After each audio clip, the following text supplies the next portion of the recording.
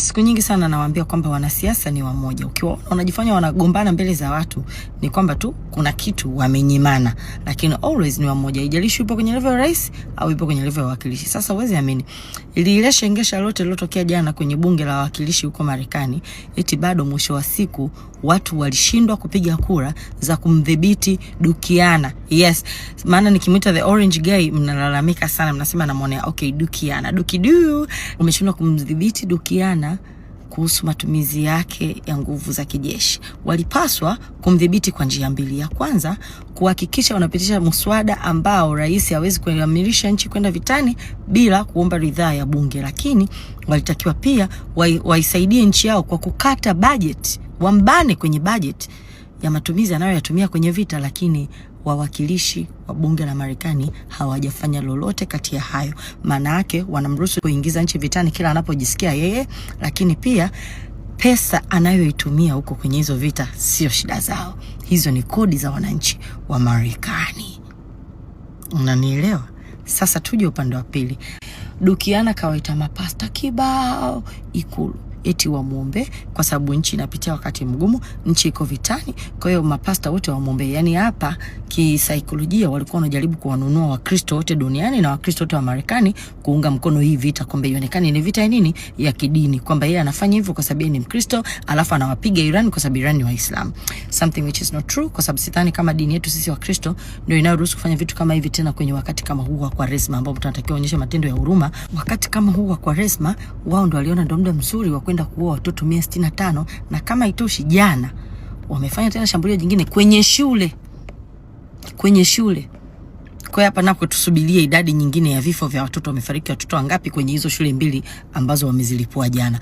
Lakini yuko hapa kawakusanya mapasta, anafanya maombezi, anataka kufanya kwamba hii vita ni ya kidini, sio vita ya yeye na uro wake wa mafuta kwenye nchi za watu.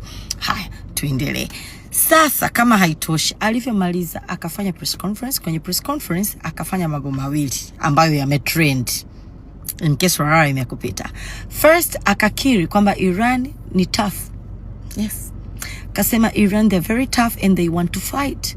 Kwamba Iran wako tough na wanautaka ugomvi. Alikuwa ajui eti ndo kajua jana Dukiana bwana.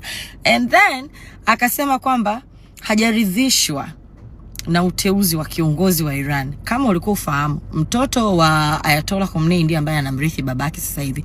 Kwa hiyo akasema hajaridhishwa na uteuzi na inabidi kutoka sasa Iran wawe wanamshirikisha yeye kila wanapotaka kuchagua kiongozi. Sijui anataka anashiriki kupiga kura au ni nini. Hayo utajua wewe ndugu mtazamaji. Lakini on the other hand, kusuia hiyo Iran, akasema kwamba Iran wamemwomba mazungumzo, wamemwambia kwamba wamechoka vita. Sasa alivyosema hivyo, jioni yake waziri wa mambo ya nje wa Iran alikuwa anafanywa interview. Waziri wa mambo ya nje wa Iran akaulizwa kwamba tumesikia mmeenda kuomba msamaha, mnaomba mazungumzo na Marekani. Waziri unalipi la kusema? Waziri akajibu kwamba hatuwezi kuomba mazungumzo na Marekani, hatuna cha kuzungumza na Marekani. Na kwa nini tuzungumze na Marekani ili hali mara mbili tumejaribu kukaa nao kwenye meza za mazungumzo na wao wakaja kutuvamia ili hali tupo kwenye meza za mazungumzo. Kwa hiyo hakutokuja kuwa na mazungumzo baina ya Iran na Marekani, hatuna cha kuzungumza nao. Mwandishi akamuongezea kwamba rais wa Marekani amesema kwamba kama mtashindana tena kwenye mazungumzo, wapo tayari kuanza vita ya ardhini. Si ndio tulishasema jana kwamba wanajeshi wanataka kupelekwa ground? Yule waziri wa mambo ya Marekani anajua akajibu nini? Fanya kama unamwona. Akasema wanakaribishwa, tunawasubiria wafanye hivyo. Yule mwandishi akashangaa, akamwambia mnasubiria? Tunasubiria. Sisi Iran tumejiandaa muda mrefu sana kwa ajili ya hii vita kuliko vita yoyote tuliowahi kuipitia. Si unaelewa? Tumejiandaa na hii vita kuliko ambavyo tumewahi kujiandaa kwa vita yoyote ambayo imepita huko nyuma.